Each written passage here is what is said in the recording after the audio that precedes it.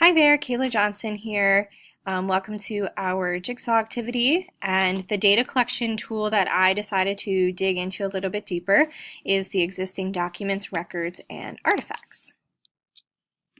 So I split documents and records kind of apart from artifacts. So according to Mills, this type of data collection technique is a qualitative technique, and it is anything that can be used to gain valuable historical insights, identify potential trends, and explain how things got to be the way that they are.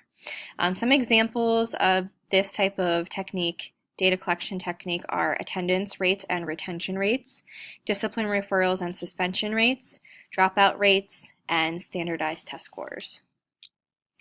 On the other hand, we have artifacts, and again, this is a qualitative type of technique, and artifacts are written or visual sources of data that contribute to our understanding of what is happening in our classrooms and schools.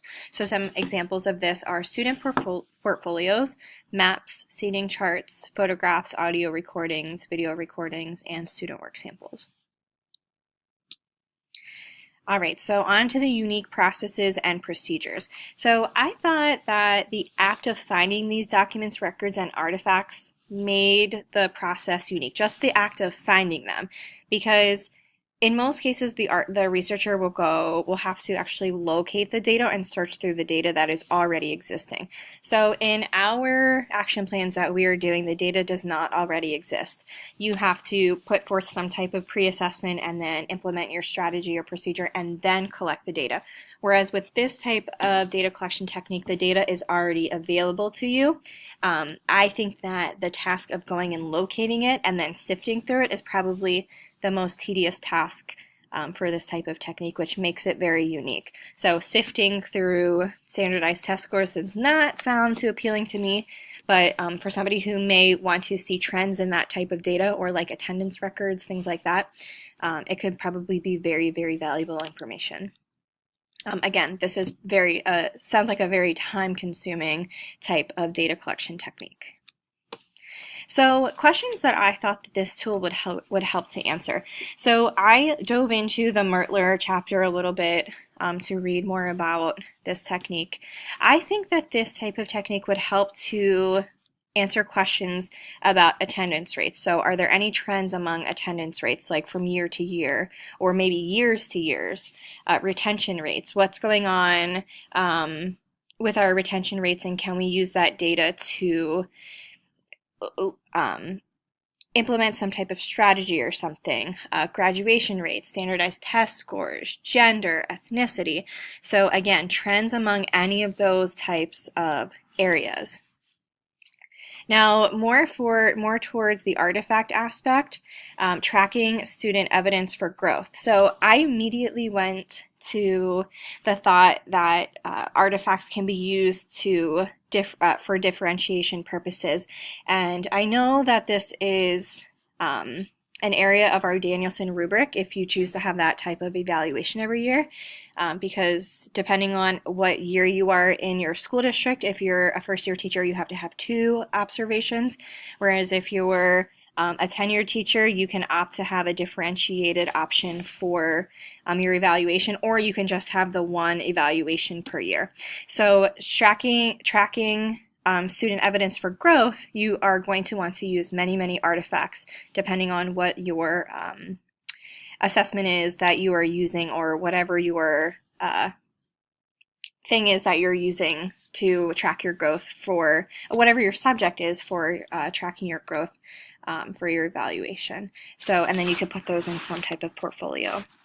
I also thought that a question that artifacts could answer was, does a certain school program work better than another? So is there certain trends in like reading Dibble's data that you could sift through and look through to see if one program versus another program works? So there's lots of different questions that these tools can be used to answer.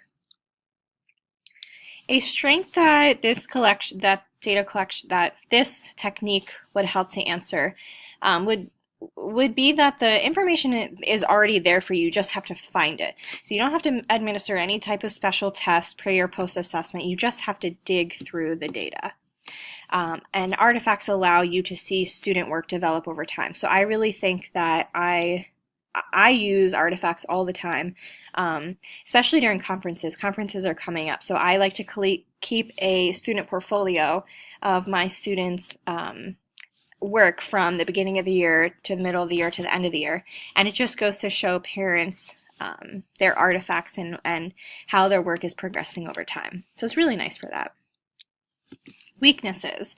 So in looking at the Mertler chapter, I did not realize this, but apparently if you are seeking certain types of documents, you must have your district's approval first in order to receive those documents and look through those documents. So an example I have of that is every year at the end of the year, we have to complete cumulative folders, where basically we go in, we put a picture of the student who is in first grade, because I teach first grade, so we put their picture, the year, and then we put some supporting documents of their growth and throughout the year. So in the past, it's always been their Dibble, like the front of their Dibbles benchmark data. Their booklet. So then you can track their reading growth over time. Their report card always goes in there. Certain types of writing assessments goes in there. And these cumulative folders must be signed out of the office because they're confidential, and then they must be signed back in. So things like that must be taken into consideration as sort of a weakness, because you might have to seek approval before going and getting the data. Sometimes there's just too much data to find, so I can't imagine if you were trying to find data, if you're trying to find a trend among certain types of data like standardized test scores and maybe dropout rates or something like that. I mean, you really have to hone in and look at one certain area and then branch out from there, because the data can probably be very, very overwhelming because there's so much of it. One last weakness here would be confidentiality. So if you are collecting student artifacts, it may be difficult to keep the names off some of their papers. I tend to talk about my students and their strengths or weaknesses a lot. And so trying to maintain that confidentiality within maybe your portfolio might be a little difficult. Some concerns of this technique would possibly be manipulation of the data. So maybe if you're collecting your student portfolio for your evaluation and your data has not turned out to be in your favor, or maybe you just really haven't done much, I feel like the manipulation of the data could be pretty easy with artifacts. Whereas with student attendance records and things like that, I'm not quite sure that that would be too much of an issue. I'm thinking here again, what if the student data is not reflective of their actual growth and that their work may not be reliable? So one of the questions was, think about questions with reliability. So I would think that maybe some of the data wouldn't be reliable, depending on what types of sources that you use.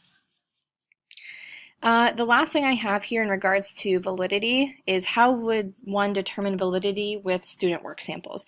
It's not like all of the work samples will be graded in the same fashion, especially if you're trying to see growth over time.